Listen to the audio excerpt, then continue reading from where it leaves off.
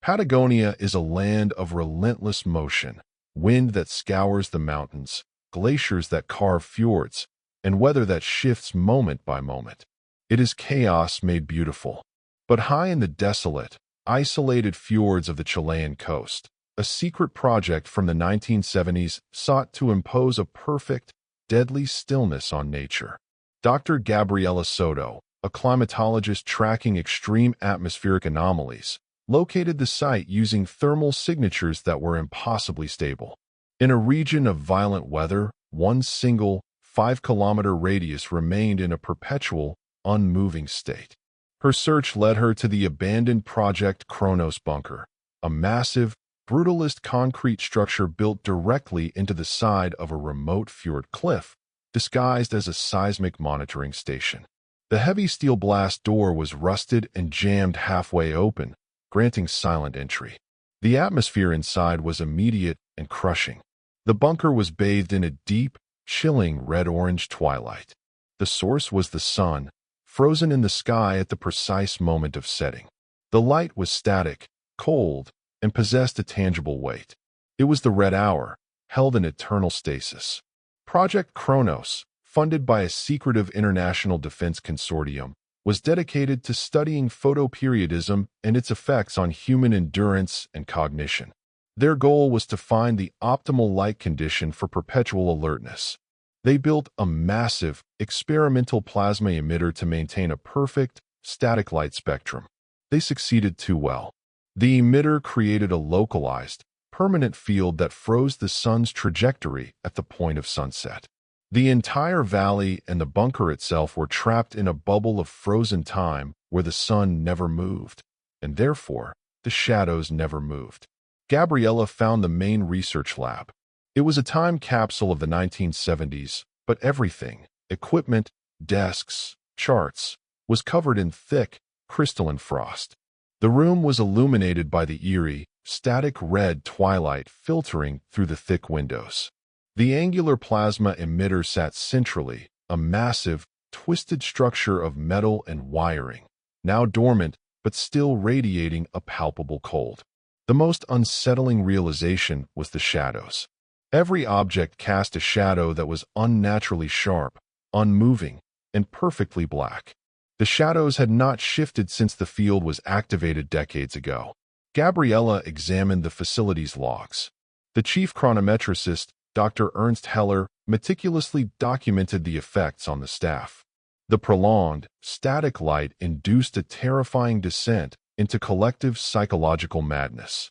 Without the movement of the sun, the staff lost all sense of biological and mental rhythm. They couldn't sleep, couldn't measure time, and eventually lost the ability to distinguish between past events and present occurrences. Heller's final theory was horrifying. Because the sun's movement was halted, the passage of time, the energy of change, had nowhere to go. The stolen time was condensing, accumulating into a single, physical entity within the bunker. Heller named it the Chronos entity. The concept was terrifying. Time itself, having been violently stopped, was now stored in the bunker as a physical object. The Chronos entity began to assert itself. Gabriela noticed anomalies in the shadows. While the primary shadow of every object was perfectly sharp and static, a second, faint, distorted shadow was visible nearby, stretching and twisting unnaturally. This second shadow was the residual kinetic energy of the past moments. The movements that should have happened, now trapped and struggling against the stillness. The temporal friction caused bizarre physical damage. An antique reel-to-reel tape recorder in the lab was a grotesque exhibit. The tape was snapped, and the internal spool was violently warped, its plastic fused by intense, localized temporal friction. The tape had tried to record the passage of time, and the static field had destroyed it, twisting its very structure. Gabriela's own experience of time began to deteriorate. She would look at her digital watch and see the seconds counting down, but when she looked up, the light in the room hadn't changed, the shadows were identical, and the frost patterns on the equipment were exactly the same. The contrast between her internal, moving time and the bunker's external, Static time was physically painful, inducing a deep, paralyzing vertigo. She found Heller's final journal. His handwriting was large, erratic, and filled with theological terror. He described the entity gaining physical form. It is not a ghost. It is the accumulated stillness. It feeds on movement and change. It is drawn to anything that disrupts the perfect stasis. When it touches you, it doesn't kill you. It forces you to become perfectly still forever. Heller described the entity as a collection of dark, unmoving shapes, the shadows of the unlived past, that would silently drift toward any moving object. His final entry abruptly ended mid-sentence, the pen stroke frozen in place on the paper. Gabriela realized the danger was not the heat or the cold, but the stillness. She had to break the stasis. The Chronos logs indicated that the only way to neutralize the field was to introduce a massive, chaotic kinetic energy source, a controlled explosion that would generate enough chaotic movement to overwhelm the static nature of the field. She located the chamber containing the bunker's main seismic calibration charge, a powerful, deep earth explosive designed for geological testing. As she worked to arm the charge, the bunker began to succumb to the accumulated stillness. Cracks rapidly spread across the concrete floor and walls, but they did so with impossible slowness, the process of fracturing frozen in a perpetual near collapse. The static red light began to flicker violently, alternating between deep red and blinding, chaotic white. Gabriela felt the presence of the Chronos entity, the concentrated stillness around her.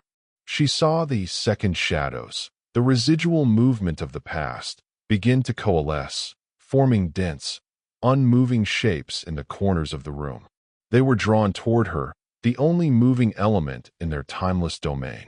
She reached the seismic charge and armed it. The timer started its slow, frozen count. The plasma emitter, sensing the massive disruptive kinetic energy, reacted violently. It exploded, not with sound, but with a silent, blinding wave of chaotic green energy. The entire lab filled with static light. The Chronos entity, the unmoving shadows, could not withstand the chaotic surge. The frozen shadows began to dissolve and dissipate, consumed by the shock wave of pure, random movement. The explosion went off. The sound was deafening, a violent rupture of the decades-long silence. Gabriela was thrown clear of the blast, rescued days later by a Chilean Navy vessel that had finally tracked the massive seismic event. The Project Chronos bunker was a collapsed ruin. The frozen sunset was gone. The sky above Patagonia was a normal, dynamic night sky. But the field had achieved its final, terrifying victory over its last moving witness. Gabriela regained her health, but she could not move normally. She suffered no physical paralysis, yet every time she attempted a rapid movement, running, turning, sudden reaching, she was met with a violent, crippling temporal friction. Her movements became slow, hesitant, and deliberate. The Chronos entity, the accumulated stillness, had failed to freeze the world, but it had permanently infected her kinetic state. The force that froze the sun now resisted her movement. She realized the awful truth. She was a perpetual slow-motion loop, destined to live out the rest of her life in a perpetual, agonizing state of near stillness.